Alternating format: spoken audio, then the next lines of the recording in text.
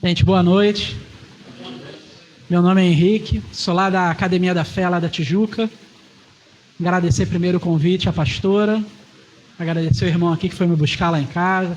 A gente veio conversando aí, a esposa dele também, uma bênção. Agradecer aí, o irmão já foi embora, né? O Alessandro também, a gente bateu um papão lá fora. Agradecer também o Berg, né? Você dá uma bênção aí. Gente, obrigado pelo carinho de vocês. Sou professor lá da Escola Atos, né? Dou aula lá já há bastante tempo. E hoje eu vim conversar um pouquinho sobre essa questão do caráter de Cristo aí com vocês, né? Então, tenho bastante coisa para falar, vou tentar ser o mais breve possível, tá?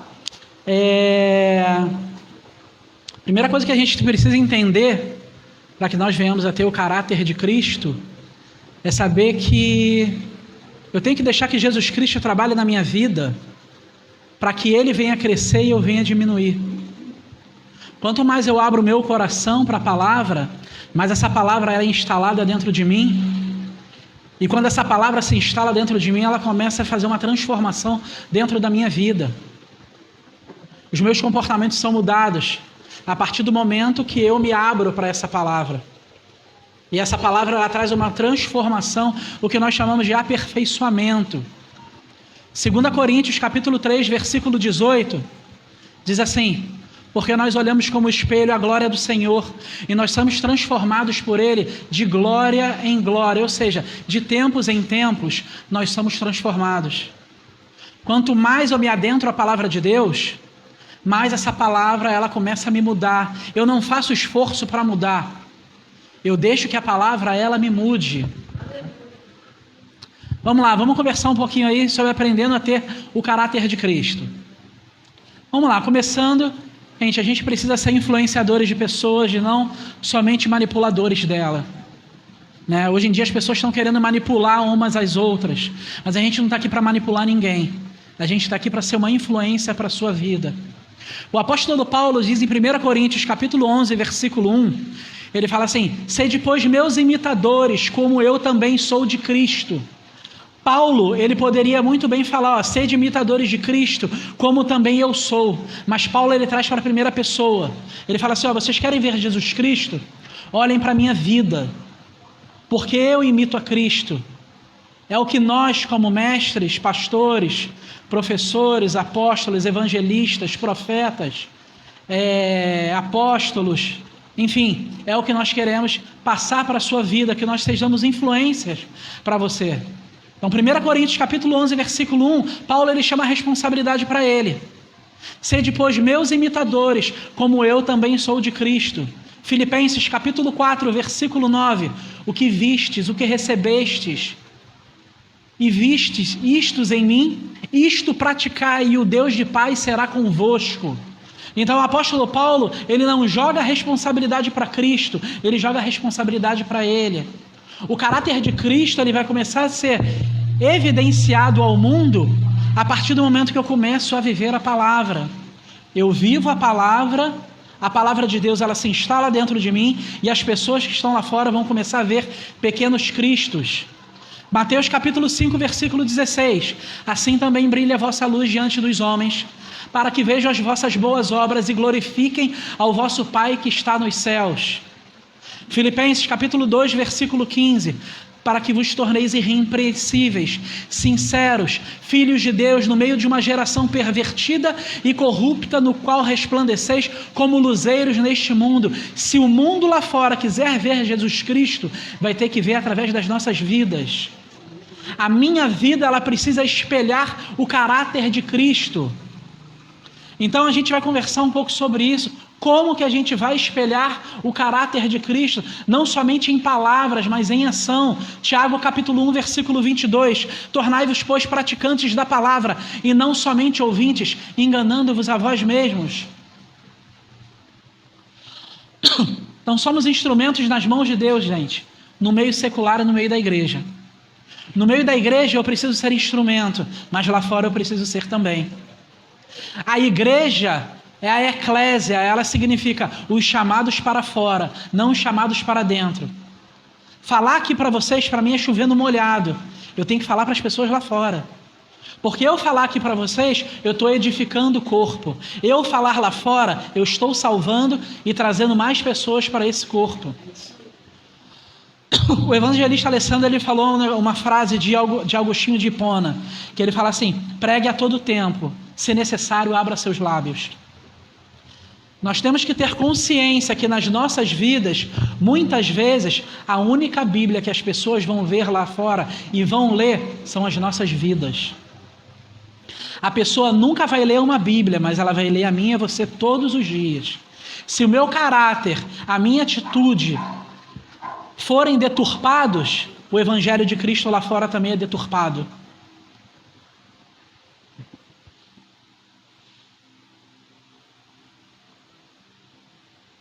Foi?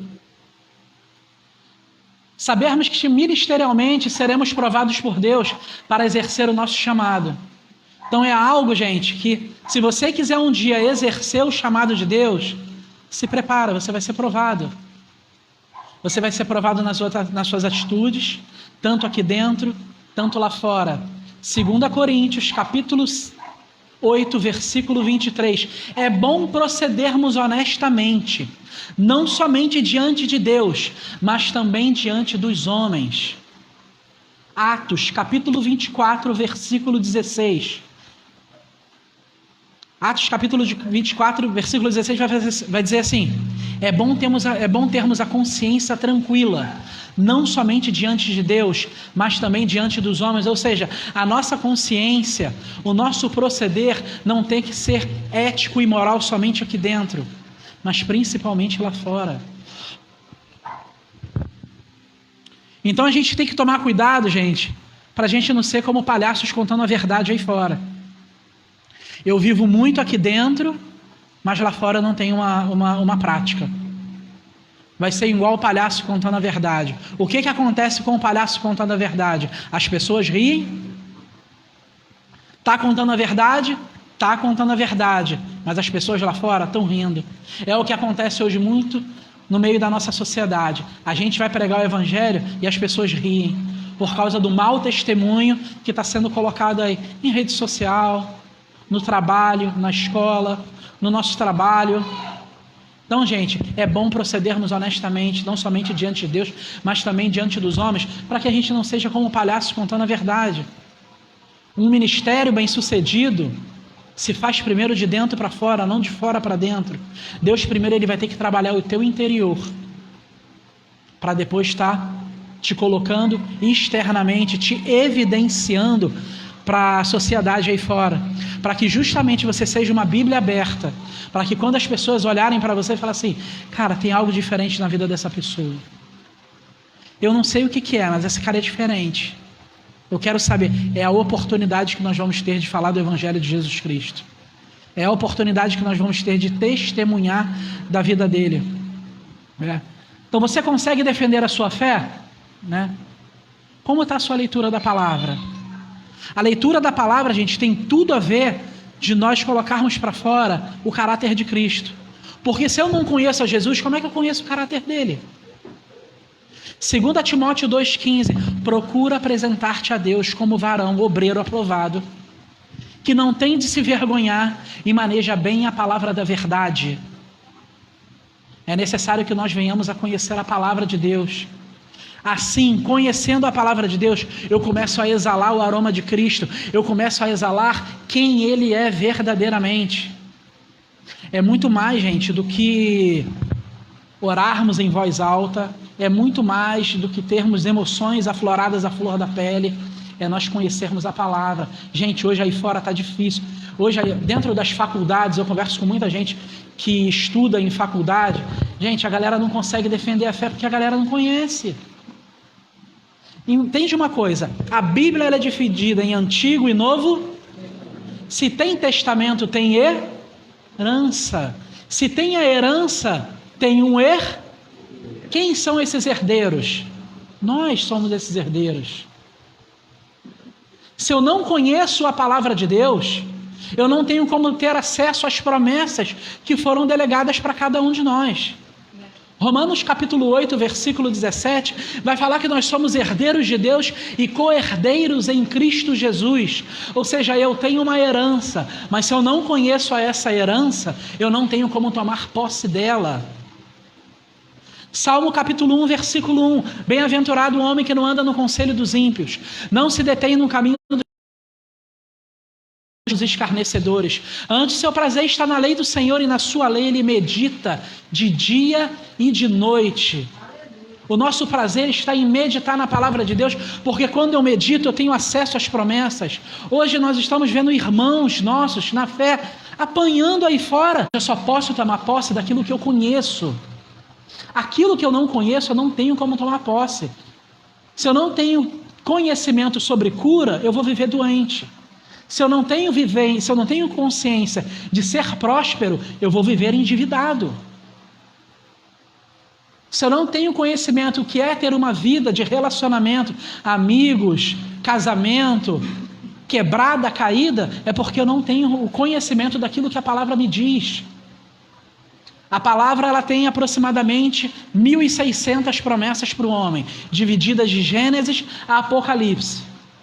Se eu conheço uma ou duas, eu só vou poder vivenciar uma ou duas.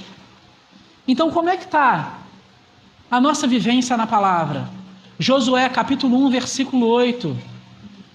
Antes, medita, não cesses de falar do livro dessa lei. Antes, medita nele dia e noite. Hebreus, capítulo 4, versículo 12. Porque a palavra de Deus ela é viva e eficaz, mais cortante que qualquer espada de 2 gumes, ao ponto de dividir a alma do espírito, juntas e medulas, e apta para discernir os propósitos do nosso coração. E não há criatura que não seja manifesta diante dela. Pelo contrário, todas as coisas estão descobertas e patentes aos olhos daquele a quem temos que prestar contas. A palavra de Deus ela é viva. Quando você pega qualquer livro para você ler, o autor não está ali do seu lado, mas quando você abre a palavra de Deus, o autor está ali pronto para te ensinar e para te revelar aquilo que é a sua necessidade. Então, como que está a nossa responsabilidade em defender a nossa fé? Como que está a responsabilidade com a nossa leitura? As maiores revelações de Cristo Jesus não foram dadas para multidões, foram dadas para uma única pessoa. Deus é amor. Ele só falou isso para Nicodemos.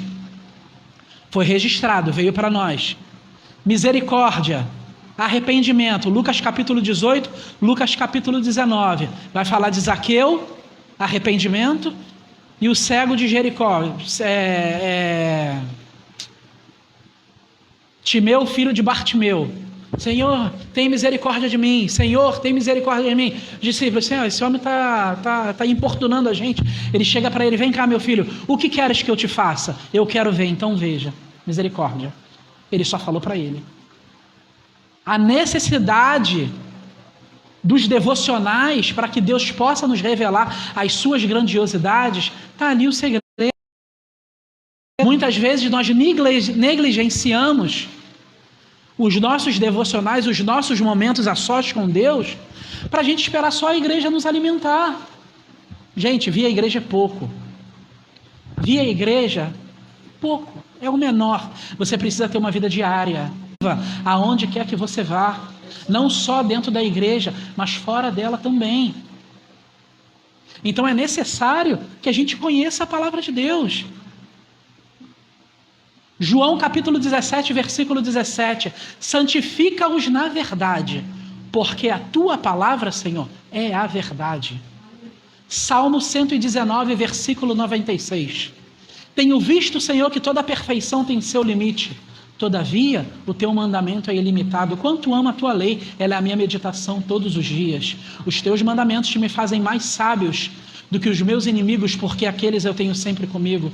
Sou mais sábio que os meus mestres, porque guardo os teus testemunhos. Sou mais prudente que os idosos, porque guardo os teus preceitos. Palavra. Salmo 119, versículo 115. Lâmpada para os meus pés é a tua e luz para os meus. Palavra.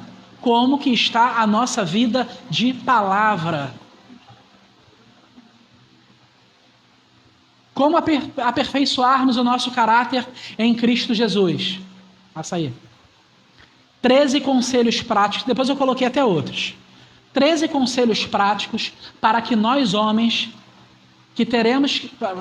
para que nós venhamos ter o caráter de Deus, o caráter de Cristo em nós. Vamos lá. Primeiro, homens de Deus precisam ter amigos, intercessores e conselheiros. Homens e mulheres de Deus, né? Tem mulheres aqui também, então vamos abrir para todo mundo. Já que os homens não vêm, veio as mulheres. Amém. Mulheres, amém. Né? Lucas capítulo 10, versículo 39 ao 41, vai falar assim: Marta, Marta, andas muito inquieta.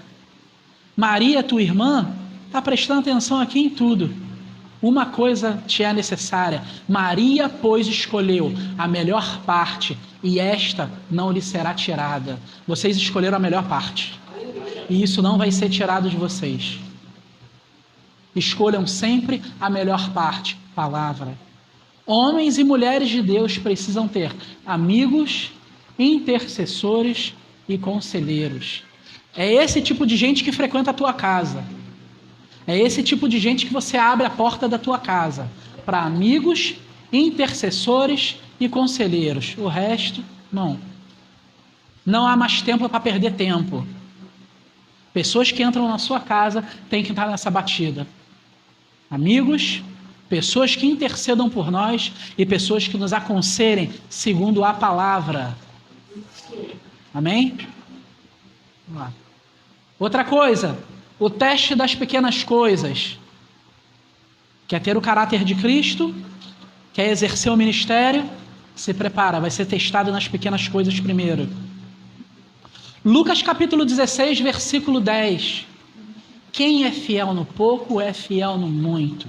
Quem é injusto no pouco é também injusto no muito. Mateus capítulo 25, versículo 23. Muito bom, servo bom e fiel. Fiel tu foste no pouco, sobre o muito eu te colocarei. Te prepara, você vai ser testado nas pequenas coisas. Não vai achando que Deus vai te colocar no alto, não. Ele vai te testar primeiro naquilo que é pequeno. Porque Ele quer ter certeza que você vai ser fiel no muito. Se for infiel no pouco, meu irmão, pode ficar no teu lugar aí sentado que você não vai sair dele. Preste atenção, prova de escola. Você fez a prova e não passou. O que vai acontecer? Você vai ter que fazer de novo. Com Deus é a mesma coisa. Fez a prova com Deus, não passou? Te prepara, malandro, vai ter que fazer a prova de novo. Pode espernear, pode gritar, pode mandar fogo descer do céu, pode falar o que for. Prova efetuada. Prova. Não tirou o A? Irmão, volta. Vai ter que fazer de novo. Sabe por que isso? Porque Deus tem zelo pela tua vida. Deus, Ele não quer te colocar em lugares que você não tem condição, para daqui para amanhã você ter uma queda e você não voltar nunca mais. Então você vai ser provado no pouco, para saber se Ele vai poder te colocar sobre o muito. Hoje estamos aqui numa igreja pequena, sendo provado no pouco. Se for fiel, as tendas se alargam. Amém? Eclesiastes capítulo 2, versículo 26. Porque o Senhor dá sabedoria e entendimento ao homem que lhe apraz, mas ao ímpio ele dá trabalho para que ele ajunte, amontoe, a fim de dar a quem Deus quer. Como ele vai fazer um milagre de um local maior, eu não sei. Eu sei que ele vai dar sabedoria e entendimento para essa liderança. Para o ímpio lá fora, ele vai dar trabalho para que ele ajunte e amontoe e venha e deposite aqui. É assim que funciona. Lucas capítulo 1, versículo 37, porque para com Deus não há impossíveis em todas as suas promessas. Jeremias capítulo 32, versículo 17 e 37, porque para Deus não há impossíveis, não há coisa demasiadamente maravilhosa para mim, diz o Senhor. Ele é fiel. Se for fiel no pouco, vai ser te prepara, porque Ele vai te colocar sobre o muito. Apocalipse capítulo 19, versículo 11. E eis que vi os céus abertos, e vi um cavaleiro montado no seu cavalo branco, e ele se chama Fiel e Verdadeiro. Ele julga e peleja com justiça. Ele é fiel. Ele não mente. Números capítulo 23, versículo 19. Porque Deus não é homem para que minta, nem filho de homem para que se arrependa. Tendo ele prometido algo na tua vida, ele não cumprirá? 1 Samuel capítulo 15, versículo 29. Porque a glória de Israel não mente nem se arrepende, porquanto ele não é homem. Malaquias capítulo 3, versículo 6. Eu sou o Senhor e não mudo. Por isso vós, ó filhos de Jacó, vós não sois consumidos. Tiago, capítulo 1, versículo 17, porque toda boa dádiva e todo dom perfeito descem lá do alto, vindo do Pai das luzes, em quem não pode existir nem sombra e nem variação de mudança. Jó, capítulo 42, versículo 2, bem sei que tudo pode, Senhor, e nenhum dos teus planos podem ser frustrados. Se Ele prometeu, Ele vai cumprir. Teste das pequenas coisas. Para ser um bom líder, seja primeiro um bom servo. Quer ser um bom líder? Seja um bom servo. Marcos capítulo 10, versículo 40, se eu não me engano. Porque o Filho do Homem não veio para ser servido, mas ele veio para servir e dar a sua vida em favor de muitos. Lá na Academia da Fé a gente tem uma frase que diz assim: na vassoura ou no microfone, eu quero servir a Deus. Se é aqui ou se é ali, se é arrumando cadeira, se é estando com criança, não importa, eu quero servir a Deus. Teste das pequenas coisas. Filipenses capítulo 2, versículo 15. Tende em vós o mesmo sentimento que também houve em Cristo Jesus. Pois ele, subsistindo em forma de Deus, não julgou como usurpação ser igual a Deus. Antes ele mesmo se esvaziou, tornando-se em figura humana, andando entre nós. E ele foi obediente até a morte e morte de cruz. Pelo que Deus o exaltou sobremaneira, humilhação primeiro e obediência, depois exaltação, pelo que Deus o exaltou sobremaneira. E lhe deu um nome que está acima de todo nome, para que o nome de Jesus se dobre todos os joelhos nos céus, na terra e debaixo da terra, e toda língua confesse que Jesus Cristo é o Senhor, para a glória de Deus Pai. Aleluia. Jesus foi servo. Aquele que quiser ser um bom líder, seja um bom servo. Sirva primeiro, porque quando você serve, e no dia que você for líder, as pessoas vão te servir também. As pessoas vão olhar primeiro para o seu comportamento. Se é um mau servo, se um dia for colocado de líder, te prepara, malandro, vai ter a mesma coisa que você fez. Se você foi um mau servo, você também vai ter pessoas que vão te servir da mesma forma que você serviu a sua liderança. Nunca faça as coisas para as pessoas te verem. Infelizmente, pessoas fazem coisas para serem vistos. Mateus, capítulo 6, versículo 1, diz assim: guardai-vos de exercer a vossa justiça diante dos homens, com a fim de ser desvisto por eles, de outra sorte não tereis galardão junto ao vosso Pai Celeste. Quando, pois, deres esmola, oferta, não toqueis trombeta diante de ti, como fazem os hipócritas, nas sinagogas e nas ruas, para serem glorificados pelos homens. Em verdade vos digo que eles já receberam a sua recompensa. Tu, porém, quando deres a tua oferta, ignora a tua mão esquerda o que faz a tua direita, para que a tua esmola, teu oferta, fique em secreto, e teu pai que te vê em secreto te recompensará. Muitos anos atrás eu tinha dúvidas referentes a esse versículo.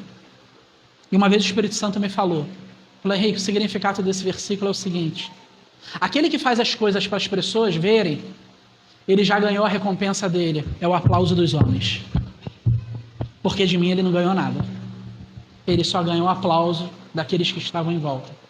Só ganhou a admiração em volta. Mas de mim não saiu um amém. Então, gente, nunca faça nada para as pessoas. Nunca faça. Eu vou fazer uma... a pastora está chegando, eu vou ali varrer a calçada. Gente, faz porque está no teu coração, cara. Está no teu coração? Vai lá. Na vassoura ou no micro dele. E vamos servir com excelência. melhor limpeza. Se for para limpar a igreja, a melhor limpeza. Se for para estar louvando, o melhor louvor. Não importa para fazer as coisas, mas faça o seu melhor, mesmo na sua limitação. Deus, Ele está olhando.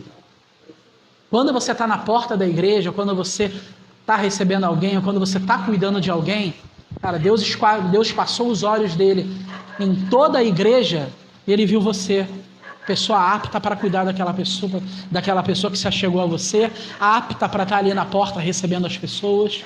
Então faça o seu melhor. Não faça para os outros verem, faça para Ele te ver. A nossa... Como é que eu posso fazer? A nossa mudança de patamar não tem que vir da gente, tem que vir dos outros. Eu não fico me auto fazendo publicidade ou marketing. As pessoas que vão fazer da gente. Entende? Essas pessoas vão fazer porque Deus colocou no coração dela de pegar e os atos sejam feitos em amor. Romanos, capítulo 1, versículo 5. A obediência por meio da fé. Romanos, capítulo 6, versículo 17. A obediência de coração. Eu obedeço porque eu creio e eu obedeço porque eu amo. Eu não obedeço porque me mandam. Eu obedeço porque eu sou apaixonado por isso.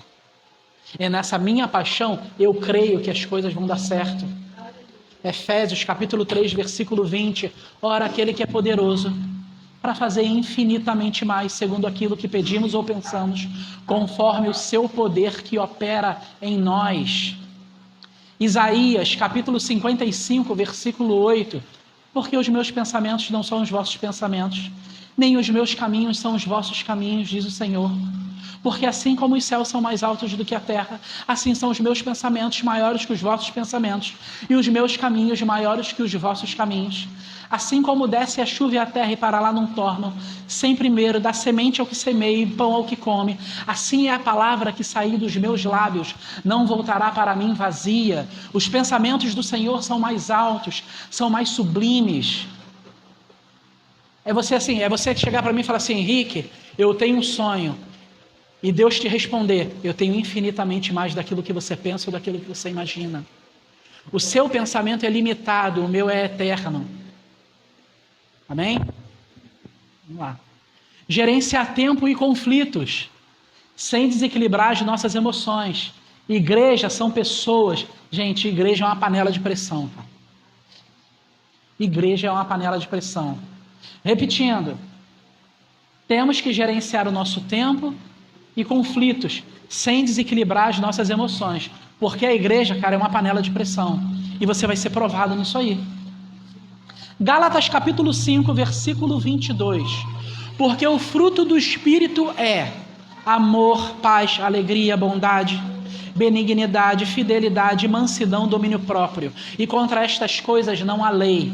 Quando eu frutifico algo que não é meu, mas é dele, eu tenho as minhas emoções equilibradas.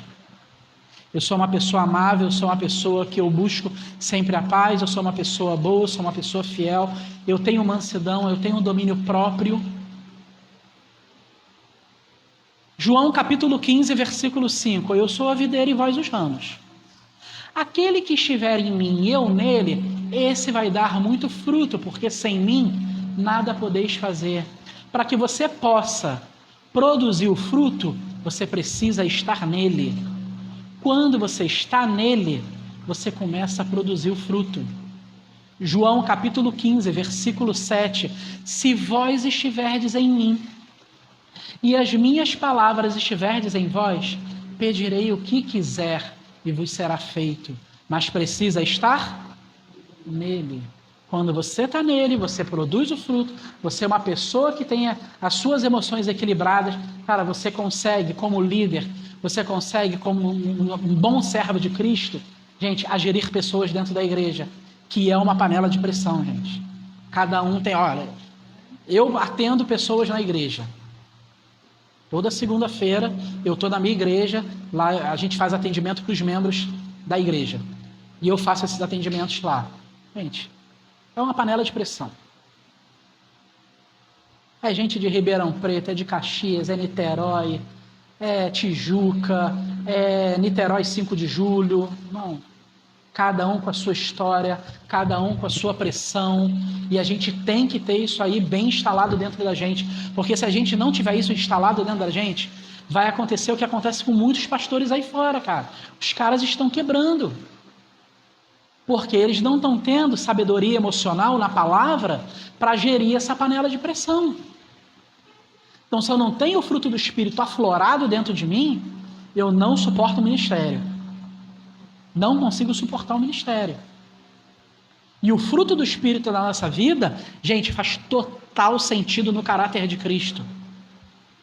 Amor, paz, alegria, bondade, benignidade, mansidão, domínio próprio. Tudo isso aí faz parte. Então é uma panela de pressão. E para você ter o caráter de Cristo, ser um bom servo e um bom líder, cara, isso aí tem que frutificar na tua vida direto. Preste atenção. Fruto, árvore, não dá fruto para si mesmo. Ela dá fruto para outras pessoas. Você não se alimenta de você mesmo. Você se alimenta de outros. Quando você frutifica, as pessoas se achegam até você para se alimentarem de você. Mas quando as pessoas se achegam para se alimentar de você, gente, é uma panela de pressão. É todo tipo de problema. Entende? Vamos lá. Nunca feche a porta para as pessoas. Cara, não feche a porta para as pessoas. A pessoa te traiu, ministerialmente falando. A pessoa saiu daqui e falou mal. Não feche a porta, porque um dia essa pessoa, ela pode bater aqui de novo. E você vai ter que estar de braços abertos para receber ela. Jesus, ele não coloca ninguém para fora. Ele agrega, ele não desagrega. Nós lidamos, gente, infelizmente, com irmãos que são imaturos. Paulo vai falar em 1 Coríntios capítulo 3 da imaturidade de vários irmãos.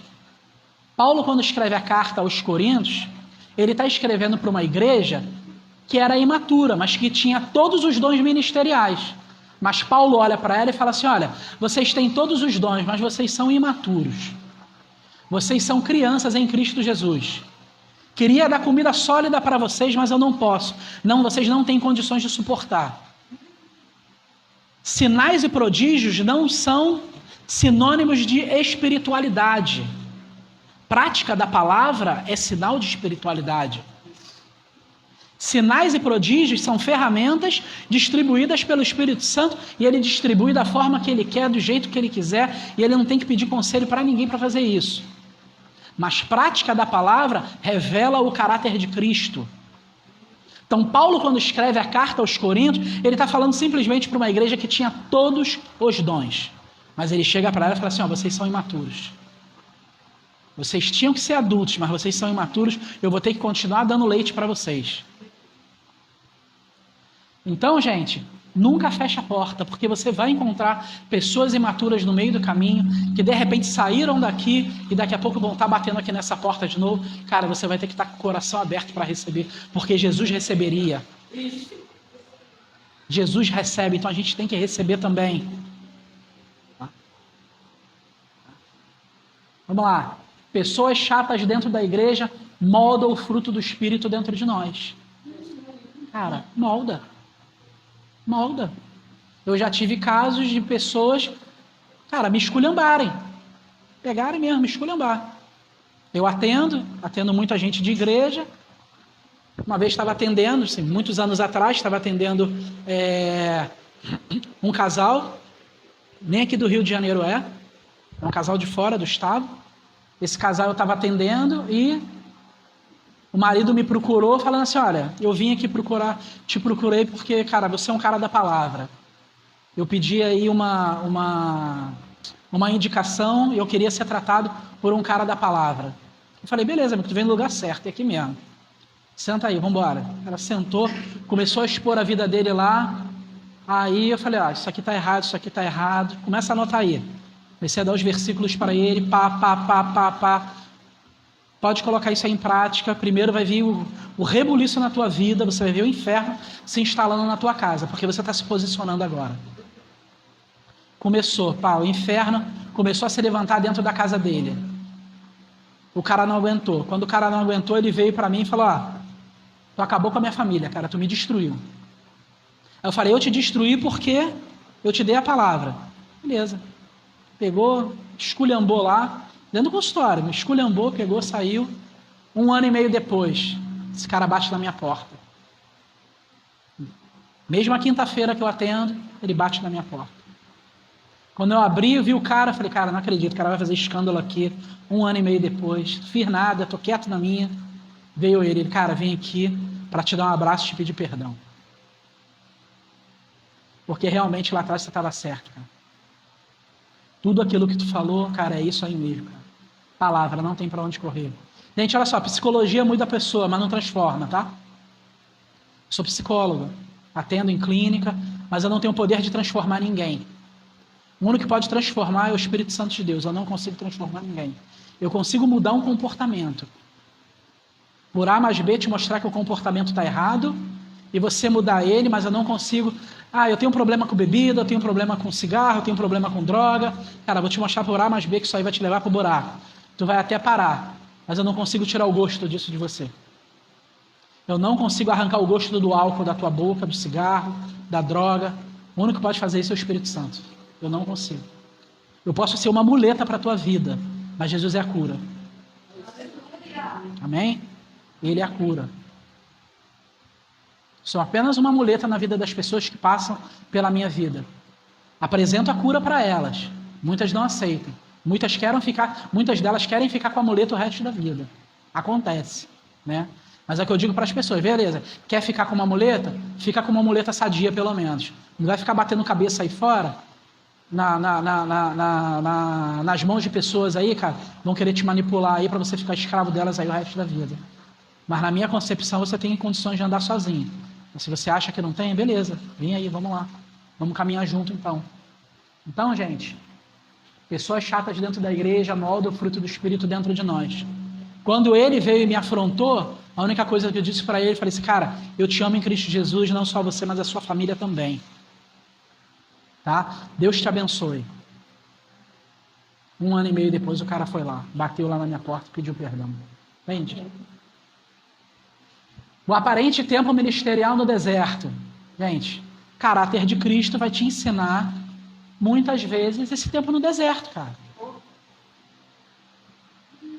Faz parte passar pelo deserto, não morar nele. João 16:33. No mundo passais por aflições, mas tem de bom ânimo. Eu venci o mundo. O deserto, ele tem data programada para acabar. Se você for fiel, tem data programada. Mas se viver na infidelidade, é igual a prova. Fez a prova e não passou, malandro, vai ter que repetir de novo. Não tem jeito. Vai ter que repetir essa prova aí de novo. Então, o tempo aparente ministerial no deserto é porque ele está te provando. O povo de Israel foi provado no deserto. Deuteronômio capítulo 8 vai falar: te coloquei lá no deserto para saber se vocês iam me temer, se vocês iam guardar os meus mandamentos ou não. Para demonstrar que não só de pão viverá o homem, mas de toda a palavra que procede da boca de Deus. Deus, ele prova. Tempo no deserto, gente, faz parte da vida de todo cristão a gente passar pelo deserto. Mas quando a gente é moldado em Cristo, tu vai ver a nuvem, você vai ver a coluna de fogo lá te guardando, você vai ver o maná caindo do céu, você vai ver a água jorrando da rocha, até que vai chegar uma hora que você vai escutar: muito bom, Mateus 25:23, servo bom e fiel. Fiel tu foste no pouco, sobre o muito te colocarei. Te preparas, vai entrar na terra prometida. Não vai ficar mais vivendo do conta-gotas lá do maná e nem da água que jorra da rocha. Agora tu vai entrar numa terra que você não fez nada para ter ela. Graça. Quer ver? Deuteronômio. Lê essa passagem para vocês. Deuteronômio capítulo 6, versículo 10. Havendo depois o Senhor teu Deus introduzido na terra que sob juramento prometeu aos teus pais Abraão, Isaque e Jacó, te daria grandes e boas cidades que tu não edificastes. Casas cheias de tudo que é bom, casas que não enchestes e poços abertos que não abristes, vinhas e olivais que tu não plantastes. E quando comeres e te fartares, guarda-te para que tu não te esqueças do Senhor, que te tirou da terra do Egito, da casa da servidão. Deus está falando assim, vou te colocar numa terra que você não fez nada para ter ela. Vou te dar pela minha bondade, pela minha graça, mas toma cuidado para você não esquecer de mim quando você estiver dentro dessa terra. Mas Ele vai te dar poços que você não cavou, casa que você não edificou, plantações que você não plantou, mas Ele vai entregar tudo na tua mão. Né? O aparente tempo ministerial no deserto, gente. A gente vai ter que passar por esse desertão aí, cara, faz parte. Para uns, cara, está terminando, para outros está começando. Cada um vai estar buscando isso aí com o Espírito Santo para saber em que nível você está. Mas como, Henrique? Jeremias 33:3, invoca-me e responder-te-ei. Anunciar-te-ei coisas grandes e profundas que tu ainda não sabes. Salmo 32:8, instruir-te-ei, te ensinarei o caminho que deves seguir, e sobre as minhas vistas te darei conselhos. Isaías, capítulo 30, versículo 21, quando te desviares para a direita, quando te desviares para a esquerda, por detrás de ti virá uma voz dizendo, esse é o caminho, andai por ele. Romanos, capítulo 8, versículo 14, todos aqueles que são filhos de Deus, todos aqueles que são guiados pelo Espírito de Deus, são filhos de Deus. Nós não estamos aí ao relento, nós temos um GPS divino, que Ele instrui a gente em todo e qualquer caminho. Amém? Beleza? Vamos lá, o teste do eu falo, eu faço, né? Como é que está a nossa imagem disso aí? Como é que está a nossa imagem? Eu falo, eu faço. Fala a Deus. Tiago capítulo 1, versículo 22. Tornai-vos, pois, praticantes da palavra e não somente ouvintes, enganando-vos a vós mesmos.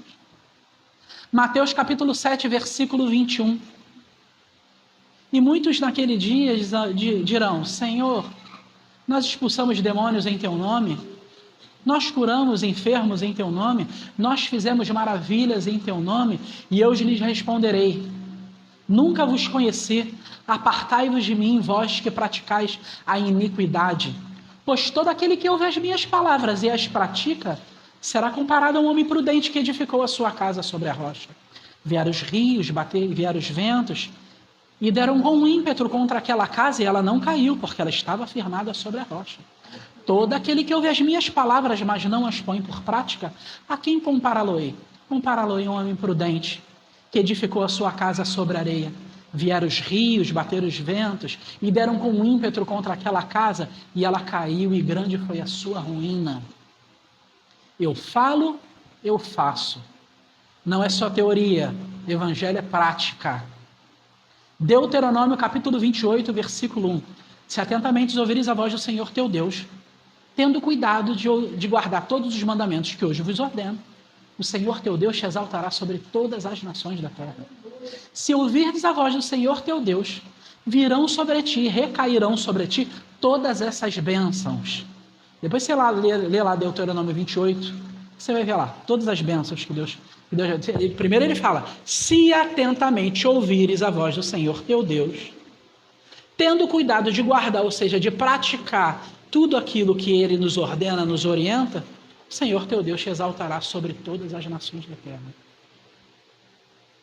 Malaquias, capítulo 4, versículo 19, se eu não me engano.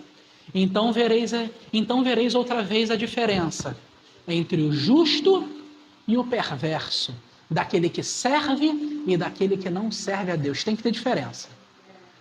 Gente, olha só, minha vida tem que ter diferença para aqueles que estão lá fora. Senão, meu irmão, senão eu troco de Deus. Vou trocar. Se eu estou praticando, tem que ter diferença para aquele que está lá fora. É necessário que tenha diferença. Agora, se eu estou vivendo dentro da igreja e a minha vida está igual do cara lá fora, se questione.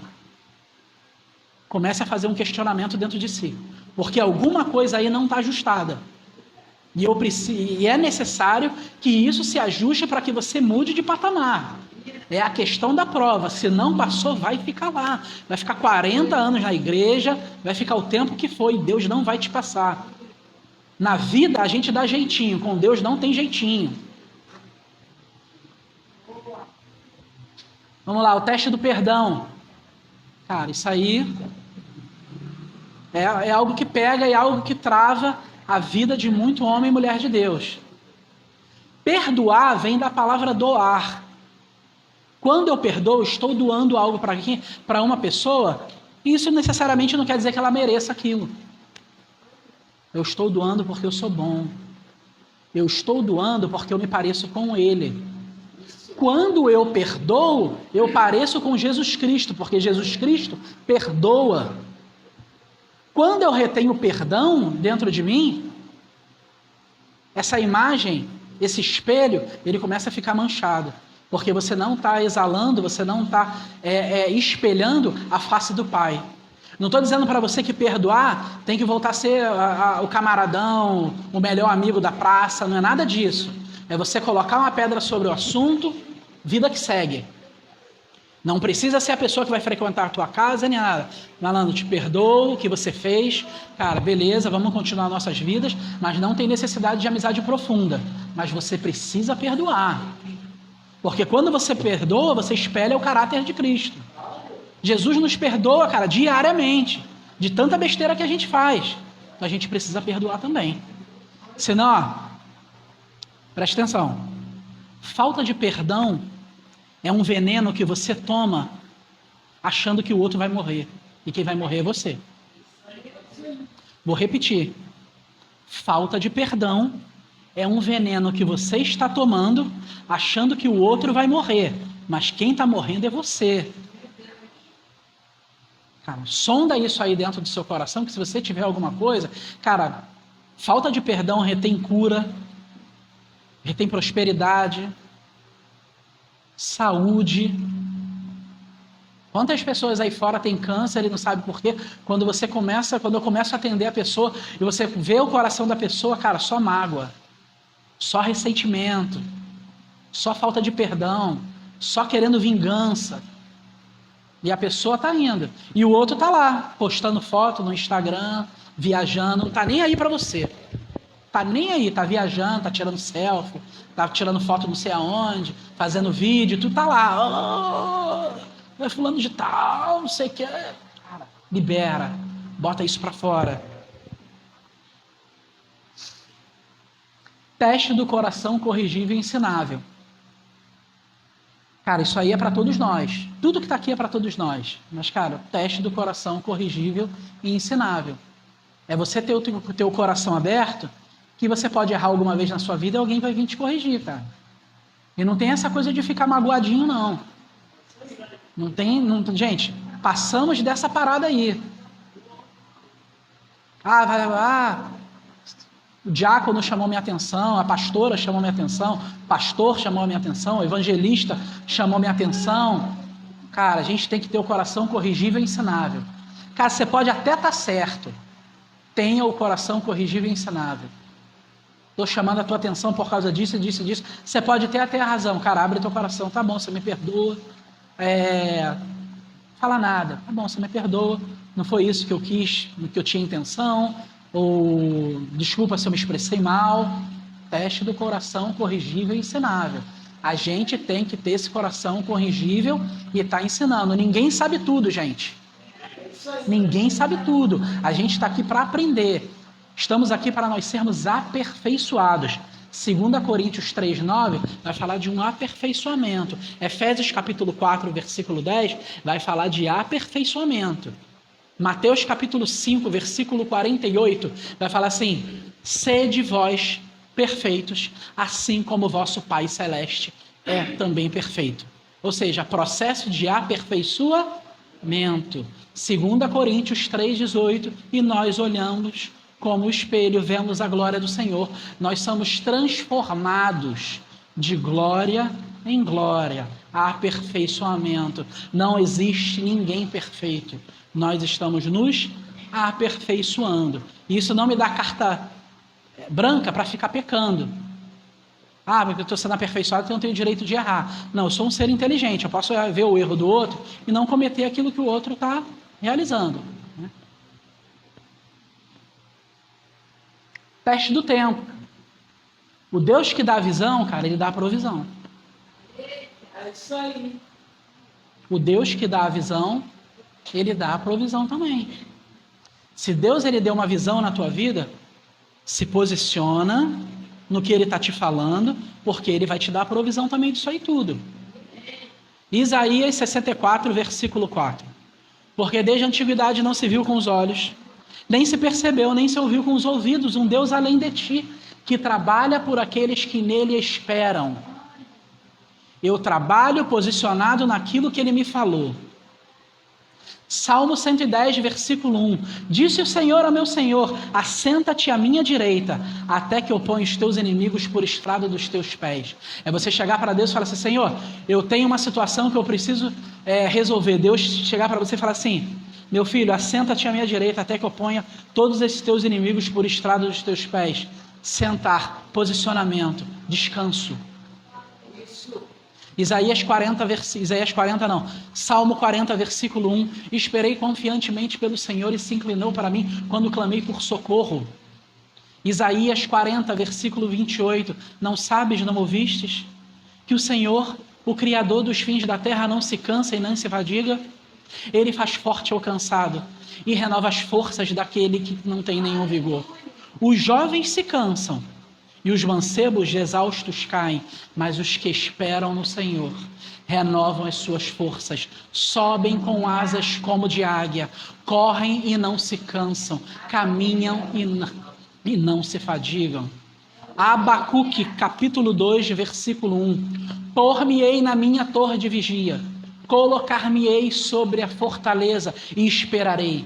E verei o que o Senhor me dirá e que resposta eu terei à minha queixa. Posicionamento. Deus que dá a visão, dá a provisão. 13º, teste dos 3 T's: tempo, talento e tesouro. Quando eu sirvo a Deus, eu sirvo com o tempo, eu sirvo com o meu talento e eu sirvo com o meu tesouro. Não é só com o meu talento e com o meu tempo, com o meu tesouro também. É nós dedicarmos tempo à obra de Deus. Se dedica a Deus, estou falando isso com equilíbrio, tá, gente? Estou falando de morar na igreja, não. Equilíbrio. Deus colocou algo na minha mão naquele período de tempo, eu vou fazer com excelência. Tempo. Talento. O que eu faço? Cara, eu vou querer ajudar também a obra de Deus com o talento que Ele me deu. Se Ele me deu um talento secular, cara, eu vou ajudar, por que não? Até porque tudo vem dele. Porque dele, por meio dele são todas as coisas. A ele a honra e a glória eternamente. Romanos capítulo 11, versículo 33. É tudo dele. Nessa que é tudo dele, por que não a gente não doar o nosso talento para ele também? Não estou falando de morar na igreja, entendo. E o tesouro, né? Aquilo que Deus tem depositado na nossa vida, né? Vamos, cara, financiar a obra de Deus. A gente fala assim, muitas vezes a gente fala assim, aquele que semeia pouco, pouco colherá, aquele que semeia muito, muito colherá. Mas, gente, nessa passagem existe uma coisa que ela não é comentada, mas ela é comentada no livro de Ageu. Tem de semeado muito, mas tem de recolhido pouco. Por quê? O terreno não está dando fruto. O terreno é estéril. Eu tenho que saber aonde eu estou semeando essa oferta. Eu tenho que ter discernimento de onde... Cara, eu vou semear num local, assim, eu particularmente, Henrique, eu não chego na casa do meu pai de maneira nenhuma de mãos vazias. Se eu entendo que o local é um local frutificador, eu lanço a minha semente. Porque eu sei, uma vez o pastor Hélio, ele deu um testemunho, que ele falou, o pastor Maurício Fragali, foi um antigo professor nosso lá da ATES, que ele foi fazer uma vistoria no carro. O pastor Hélio foi fazer uma vistoria no carro, chamou o pastor Fragali para ir lá fazer a vistoria junto dele. Aí, chegando lá na concessionária, O pastor Hélio botou o carro dele lá, e o Espírito Santo chegou para o pastor Fragari e falou, ó, paga a vistoria dele. Aí o pastor Fragari falou assim, Senhor, eu vou pagar a vistoria dele, mas ele tem dinheiro. Ele falou, não é a questão do dinheiro, é a questão da terra. Se você pagando a vistoria dele, você está semeando na vida dele e você não tem noção do que eu vou fazer na tua vida. Semeadura. Não é a questão que fulano tem dinheiro, deixa de ter dinheiro. Não é isso. Ele é o terreno. Se você entende que ele é um terreno, abençoa a vida da pessoa. Amém? Passa aí, vamos falar de algumas coisas espirituais. Bem que eu tenho falado só de coisa espiritual, né? Espiritualmente falando, ora, cara, isso aí não tem nem discussão. Deus tem N maneiras de falar com você. Você só tem uma maneira de falar com Ele, orando. Ele pode falar com você de qualquer forma. Um carro passar ali, um motoqueiro falar alguma coisa, um panfleto na rua, do irmão que está louvando, o irmão que está ministrando sobre a sua vida, a palavra de Deus. N maneiras de falar conosco. Nós só temos uma maneira de falar com Ele, oração. Se não tem oração, meu amigo, você não tem como saber qual é a vontade dele para a tua vida. Mateus 21, 22. Tudo quanto pedides de oração, eu vos concederei. Marcos capítulo 11, versículo 21. Se disserdes a este monte, ergue-te, lança-te no mar, assim se fará. Tudo quanto pedides de oração, crendo que já recebeste, assim será convosco. 1 de João 5,14. E esta é a confiança que temos para com Ele, que se pedirmos alguma coisa segundo a sua vontade, Ele nos ouve. Oração. Eu não tenho como fugir disso. O devocional que você faz, não tem como fugir disso. A igreja não vai te dar isso, isso aí é algo teu, que você vai ter que fazer. É o teu quarto secreto, é o teu monte, isso aí não tem como. A igreja vai te dar entendimento na palavra, vai te dar aula, mas a oração ela não tem como te dar. Isso aí parte de você, parte de mim. Espiritualmente falando, prática da palavra, acho que bati bastante sobre isso. 1 de João 2,6. Todo aquele que diz estar nele também deve andar como ele andou. 1 de João 2,4. Todo aquele que diz que o ama e não pratica a sua palavra é mentiroso, e a palavra de Deus não está nele. João capítulo 13, versículo 15. Eu vos dei exemplo, para assim como eu fiz, fazei vós também. Prática. Lucas capítulo 8, versículo 20. Senhor, tua mãe e teus irmãos estão aí fora, eles querem te ver. Jesus olha e fala, quem é minha mãe, quem são meus irmãos? Senão aqueles que ouvem as minhas palavras e as praticam. Lucas capítulo 11, versículo 27. E uma mulher exclamou em alta voz, bem-aventurada aquela que te concebeu, bem-aventurada os seios que te amamentaram. Jesus responde, antes porém são mais bem-aventurados aqueles que ouvem as minhas palavras e as guardam. Prática. Prática, não tem como. Vida de prática. Espiritualmente falando, confesse a palavra de Deus. Se alguém te beliscar, vai sair de dentro de você aquilo que está dentro de você. A gente tem que usar os nossos lábios para proclamar aquilo que está escrito, não aquilo que eu penso. Salmo 2,8. Pede-me e dar-te-ei as nações por herança e as extremidades da terra por tua possessão. Pede-me, ele está falando, me pede. Pede-me. 2 Coríntios 4,13. Tendo, porém, o mesmo espírito da fé, eu criei, por isso eu falei. Nós cremos, por isso nós confessamos. Salmo capítulo 33, versículo 9. Ele falou e tudo se fez. Ele ordenou e tudo passou a existir. Palavra. Confessa. Provérbios 18, 21. A morte e a vida estão no poder da língua. Aquele que bem utiliza comerá do seu fruto. Aquilo que você fala vai ser o fruto que você vai comer. Se só murmura, prepara-te. É murmuração que você vai se alimentar. Não estou dizendo para ninguém aqui, gente, negar a realidade do que você está vivendo. Eu estou dizendo para você confessar algo que é maior do que a sua realidade. Você vai confessar a sua realidade espiritual e a natural ela vai ter que se curvar. Vai chegar uma hora que ela vai se curvar. E ela vai se curvar. Se for a doença, se for o desemprego, ela vai ter que se curvar. Espiritualmente falando, medite na palavra. 2 pensamentos não ocupam o mesmo espaço. Nós precisamos meditar na palavra de Deus. Como eu falei, Testamento. Se eu não tenho acesso a testamento, se eu não tenho como ler o testamento, eu não sei o que é herança. E essa herança, ela vem através da meditação. Pode ver, tudo que eu falei para vocês aqui, palavra. Palavra. Eu só posso falar para vocês aquilo que eu estou cheio.